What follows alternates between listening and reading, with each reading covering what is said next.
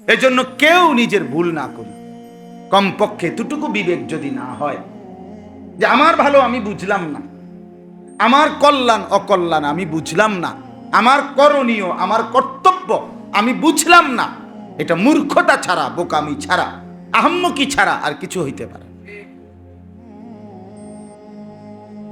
পড়ালেখা শুধু শব্দ মুখস্থ করার নাম না, নিজেকে চেনা, আত্মপরিচয়। আত্মপরিচয়, দেহ মন আত্মার বৃদ্ধি, এটাকেই এডুকেশন বলে,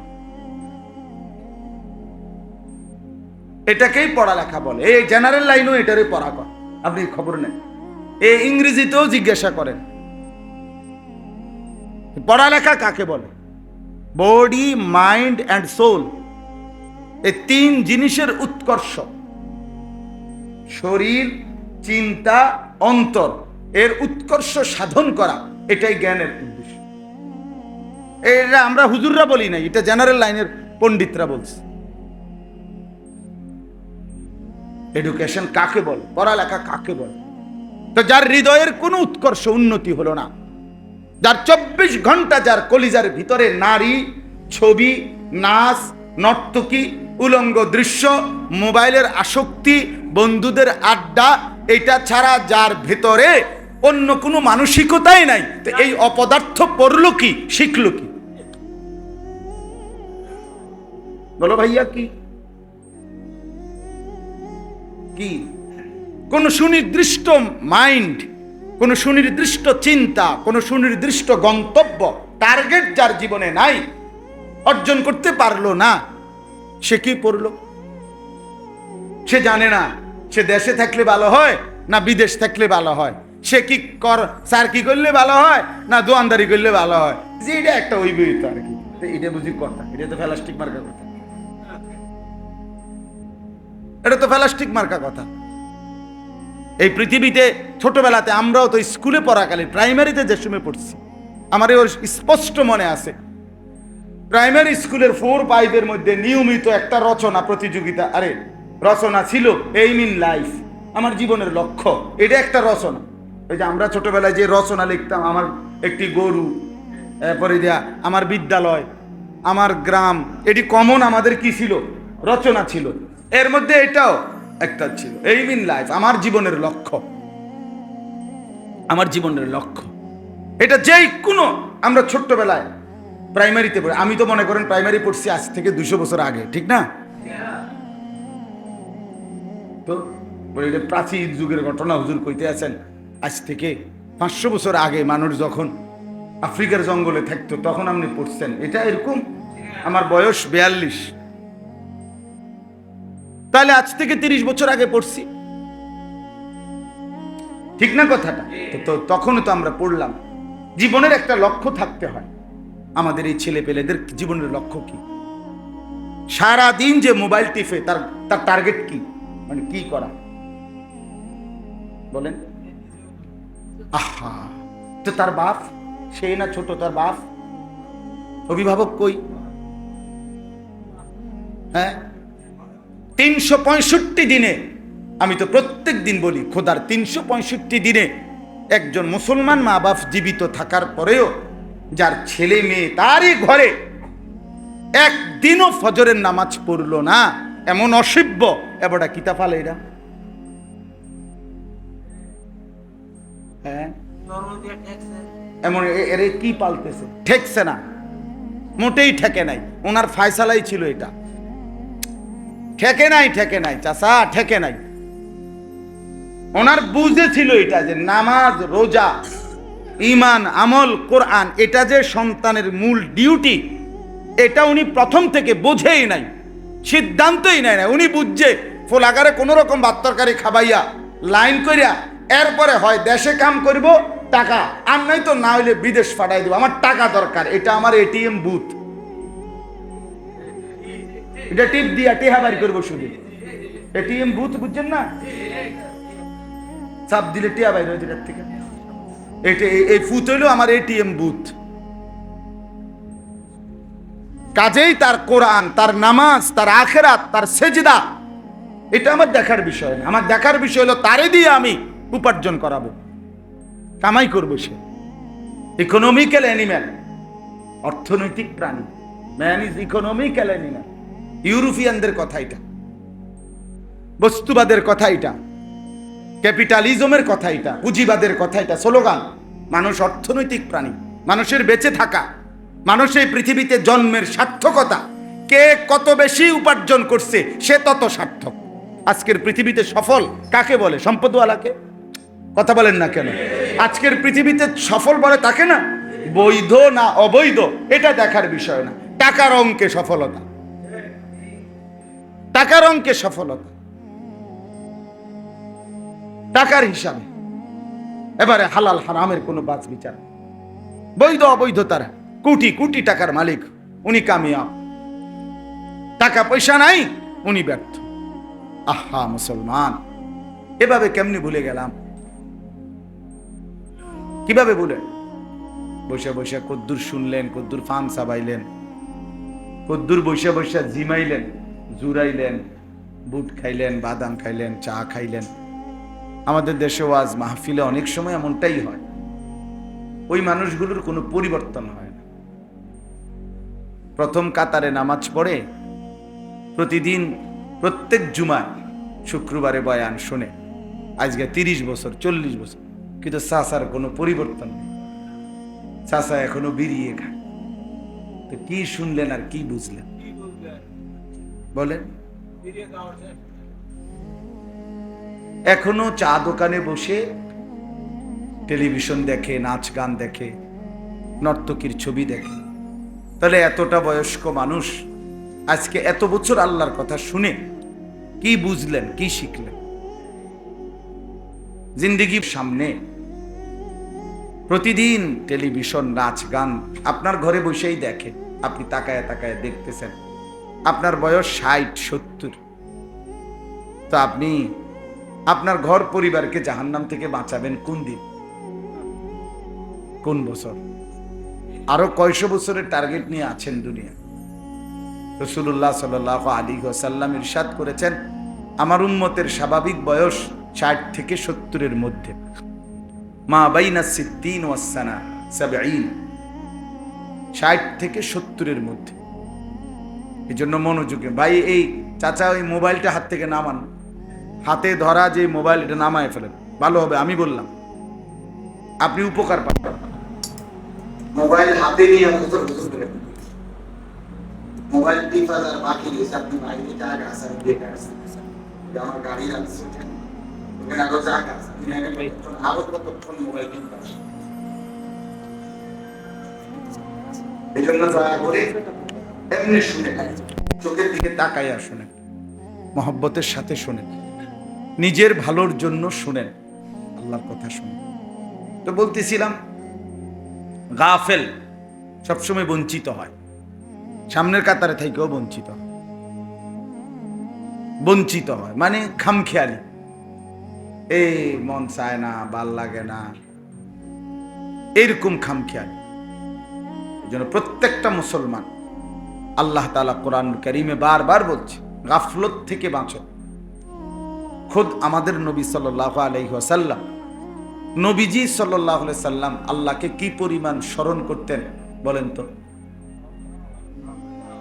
আম্মা জান আয়েশা রাদিয়াল্লাহু তাআলা আনহা বলেন, কানা রাসূলুল্লাহ সাল্লাল্লাহু আলাইহি ওয়াসাল্লাম ইয়াযকুরুল্লাহ ফি কুল্লি আহয়ানি।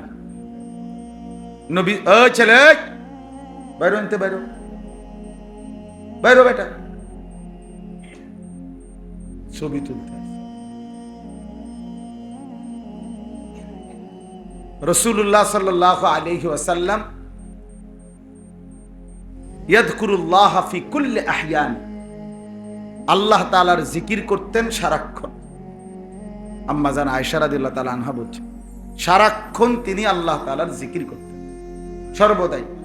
তাহলে যিনি সারাক্ষণ আল্লাহ তাআলার ধ্যানে থাকতেন, সেই উনাকেও পর্যন্ত নবী সাল্লাল্লাহু আলাইহি সাল্লামকে আল্লাহ তাআলা বলছেন, ওয়ালা তাকুম মিনাল গাফিলিন, আপনি গাফেলদের অন্তর্ভুক্ত হবেন না। নবীজিকে বলছে, যিনি সারাক্ষণই কি করতেন? আল্লাহকে স্মরণ করতেন। তারপরেও খুদ রসুলকে আল্লাহ বলছেন ওয়ালা তাকুম মিনাল গাফিলিন, আপনি গাফেলদের অন্তর্ভুক্ত হবেন না। তাহলে আমাদের জন্য কি হুকুম বলেন না চাচা? আমাদের জন্য কি হুকুম? আমাদের চা দোকানে আড্ডা দেওয়ার টাইম শরীয়তের পক্ষ থেকে কয় ঘন্টা? কথা বলেন। আমাদের জন্য বিড়ি খাওয়ার অনুমতি শরীয়তের পক্ষ থেকে প্রতিদিন কয়বার? টেলিভিশনে নাচ গান নর্তকীর ছবি দেখার অনুমতি কখন?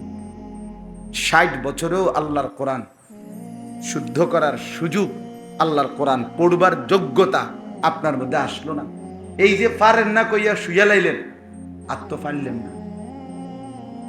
এটা তো গাদ্দারি, গাদ্দারি। মনে রেখে মুরব্বী চাচা, এটা গাদ্দারি, এটা গাদ্দারামি করলেন আর কি আল্লাহর সাথে। আপনি বুঝছেন আর কি, ঠিক আছে, ছোটবেলায় শিখেন নাই সূরা কেরাত শুদ্ধ, এরপরে আর কোনোদিন বুঝলেন না কথাটা, এটারে আর কোনোদিন কোনো পাত্তাই দিলেন না, বুঝেন নাই কথাটা। এটা গৌরবই না, যা শিখলাম না, তার শিখলাম না, চাই আল্লাহ কিত্তারে দেই না। নাইলে কি কারণ? যারা আল্লাহর কোরআন শুদ্ধ পারেন না, কি কারণে? হায়াত পান নাই। কথা বলেন। আমি মাঝখান দিয়ে কোনো 15-20 বছর মারা গেছিলেন, তো কি সমস্যা ছিল না বলেন? কি ব্যস্ততা, কি গাছটা কাটছিলি? কিচ্ছু ব্যস্ত না।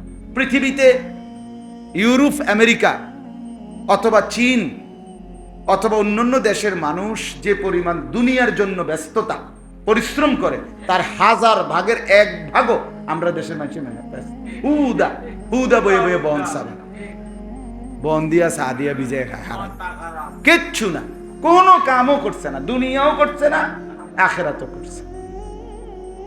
মাটি কাটলে একটু বালা মাটি কাটতে একটু, বিকালে বইছে রাত 9টা পর্যন্ত সাদো আনে, এটা ব্যস্ততা বলে? 3টা বাজে বসছে, বন্ধুরা আড্ডা দিতেছে, পোলা রাতের 11টা বাজে, হেতে আড্ডাই দিচ্ছে 8 ঘন্টা। কোন সুস্থ স্বাভাবিক মানুষ এত অপদার্থ হয়? আখেরাত বাদ দেন, দুনিয়ার লাইনে যারা মেহনত করে, আপনি দেখেন পৃথিবীতে এই যে সমস্ত দেশের জনসংখ্যা বেশি, চীন, ভারত, ইন্ডিয়া মনে করেন, এরা প্রমাণ করছে পৃথিবীতে চ্যালেঞ্জিং যে পপুলেশন, জনসংখ্যার বৃদ্ধি এটা কোনো সমস্যা না। চীনে এই জনসংখ্যার বৃদ্ধি কোনো কি না সমস্যা, ইন্ডিয়ায় জনসংখ্যার বৃদ্ধি কোনো সমস্যা না। বরং চীন প্রমাণ করছে পৃথিবীতে যত হাত তত হাত কর্মের হাত, সবাই পরিশ্রম করছে, সবাই মেহনত করতেছে। গোটা বিশ্ব বাজার বর্তমানে আমেরিকা ইউরোপকে পিছনে ফেলে চায়না শীর্ষে। কেন? পরিশ্রম করছে, দুনিয়া বুঝছে ভালো, তারা আখেরাত পরের বিষয় তাদের কাছে, কিন্তু দুনিয়া তো তারা বুঝছে ভালো, মেহনত করছে।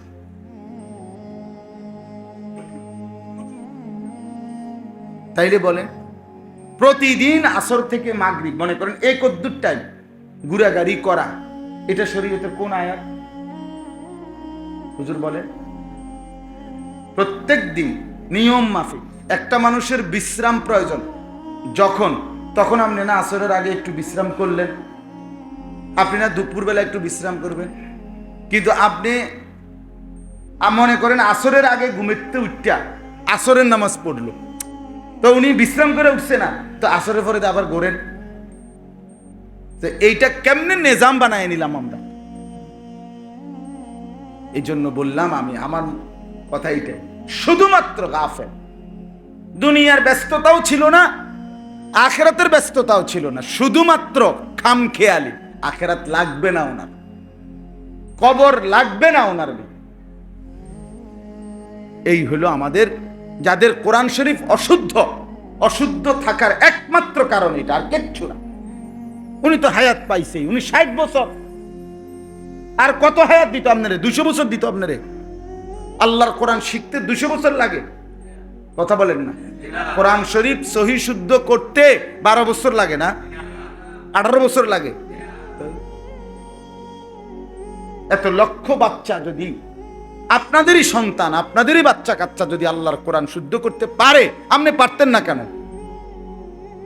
বইয়ে বইয়ে আলাপ করে, হ্যাঁ সে হেসুমে পড়ছি না, ও কপাল খারাপ, ও বুঝছি না, ও ছোট থাকতে আব্বাই কইছে কতবার। এই সমস্ত সিহন কথা কইয়া কবরে মাফ পাইয়া যাবেন না, ফেরেশতা আপনারা ছেড়ে দিব নাকি? তো এটি আমার দ্বারে বললে কি লাভ, ওনার দ্বারে বললে কি লাভ, আপনার আমগরে হুনাইয়া কি লাভ? হ্যাঁ বলে, এই লক্ষ লক্ষ ছেলে পেলেগুলো স্কুলে পড়ে, কলেজে পড়ে, মুসলমানের বাচ্চা, বাবাও মুসলমান, সন্তানও মুসলমান, কেউ কাউরে বলে না, ফুতেও কয় না আব্বা আমি কোরআন শরীফ পড়ি না, কা বাফেও কয় না ফুত কোরআন শরীফ পড়ো না, কেবল কি অপদার্থ। এখানে পদার্থ কোনটা? এত অবুঝ কেমনে হইল মুসলমান? বাপেও অবুঝ, পুতেও অবুঝ, মায়েও অবুঝ, সন্তানও অবুঝ। আহা ভুল না ভি ভুল কি, কি ভুলে গেছে তাও ভুলে গেছে, কি মনে নাই তাও মনে নাই, কি বুঝে নাই তাও বুঝে নাই, কি ছিল কর্তব্য তাও জানে না। আল্লাহকে এভাবে ভুলাই দিলেন আপনার ছেলেটাকে। সেই ছোটবেলায় 6 বছর বয়সে ছেলেটা ক্লাস 1-এ পড়ছে, 14 বছর 16 বছর পইরা ছেলেটা কিছু পড়ালেখা শিখলো। 12 বছর 14 বছরেও আপনার ছেলেটার মেয়েটার আল্লাহর কোরআন শেখার সময় কোনো দিন হলো না। কি সন্তান বড় করলেন? মুসলমানের পরিচয় কেমনে দিলেন? ছেলেটাই বা কেমনে পরিচয় দিবে? আমনে বা মুসলমান বাপ এটা কেমনে বলবেন বলেন? একজন বাবা বলেন, তোমরা একটা ছেলে বলো ভাইয়া, জেনারেল ছেলে, স্কুলে পড়া অনেক ছেলে আছো এখানে, বলো কি অযোগ্যতার কারণে আল্লাহর কোরআন পারো না? আর অতিরিক্ত জেনারেল এই সবগুলো পড়া পড়ে অতিরিক্ত দুনিয়া কি ভোগ করবা যেটা আমরা পাবো না? সে একটু শুনি। কি ফাঙ্গাস, তেলাপিয়া, রুই মাছ, কাতলা মাছের বেশি তুমি কোন মাছটা খাইবা শুনছি? আচ্ছা একটু শুনি আমি, যেটা আমরা খাইতারছি না। হ্যাঁ কথা বলে না? খাট, পালং, sofa, furniture, fridge, AC, tiles, এর অতিরিক্ত কোন ফার্নিচারটা তোমার ঘরে তুমি জোগাড় করবা যেটা আমি মাদ্রাসায় পড়ার কারণে, কোরআন শিখার কারণে পাবো না বা পাই নাই? সেটা কি শুনি একটু, তাহলে মিলাই দেখি আমার ঘরে আসেনি, একটু বলি তো। মানুষের স্বাভাবিক প্রয়োজনীয় সব জিনিস তো আমার আইডিয়া আমার ঘরে আছে, তা আমি শুনি একটু কি লাগবে সেটা। গরুর গোশত, মুরগির গোশত, হাঁসের গোশত, খাসির গোশত, এর অতিরিক্ত কি গোশতটা তুমি খাইবা? আফ্রিকার জঙ্গলের প্রাণীর গোশত। তাহলে অতিরিক্ত কি দুনিয়া ভোগ করবা ভাইয়া? হ্যাঁ শুনি, বলো কি আহামরি, কি দুনিয়াটা আলগা কি ভোগ করলো যে কারণে বাপটা তার ছেলেটাকে বঞ্চিত করলো? কি পাবার আশায়? আমি বুঝেই না, এটা আমার মাথাতে ধরে না। আহারে বেকুব মুসলমান, কিসের আশায় ছেলেটাকে বঞ্চিত করলে আল্লাহর কোরআন? কি আশায়, কি ভোগ করছে তোমার ছেলেটা যেটা আমরা পেলাম না? কি তা? হ্যাঁ এতটুকু বলতে পারেন, অন্যায় উপার্জন, অবৈধ উপার্জন, যে কোনো মহিলার সাথে যত্রতত্র কথা বলা, মেয়ের সাথে আড্ডা দেওয়া অবৈধ। হ্যাঁ জিনা, ব্যভিচারের আড্ডাখানা, গান বাদ্য, নাচ গানের উল্লাস, এগুলোর মধ্যে তো আপনারা হুজুররা যাইতে পারলেন না। এগুলোকে কোনো মানুষ যাওয়া উচিত বা ভদ্রতা উচিত, এটা কেউ বলুক তাহলে আমি যাব? কেউ বলবেনি? কোনো বিবেকবান বলবে যে অবৈধ উপার্জন করা উচিত? তো তাহলে এটা যেটা কারোই পছন্দ না, আমি কীর্তন দিতাম এটা? কথা বলেন না কেন? পরের একটা মেয়েকে নিয়ে রাস্তায় হাঁটা, এটা যদি খুব প্রশংসনীয় কিছু হয় তো এটা বলুক কেউ যে হ্যাঁ না ভাই হুজুর এটা উচিত, এটা একটা গুরুত্বপূর্ণ বিষয়, তো বলে বলো ভাইয়া বলো। সারা রাত মোবাইলে উলঙ্গ ছবি দেখা, এটা যদি গ্রহণযোগ্য কিছু হয় তো কে বলছে সেটা বলো? তাইলে যা কিছু অতিরিক্ত ভোগ করছে সেটা তো অন্যায়, অবৈধ, অশ্লীলতা, বেহায়াপনা, অসভ্যতা, হারাম, আল্লাহর কাছেও হারাম, পৃথিবীর মানুষের আইনেও নিষেধ। এই জন্য বললাম, এই আপনারা যে কয়জন মুসলমান বসছেন, আপনাদের এটা বোঝা উচিত বাপ, জিন্দিগির আরেকবার হিসাব করবেন।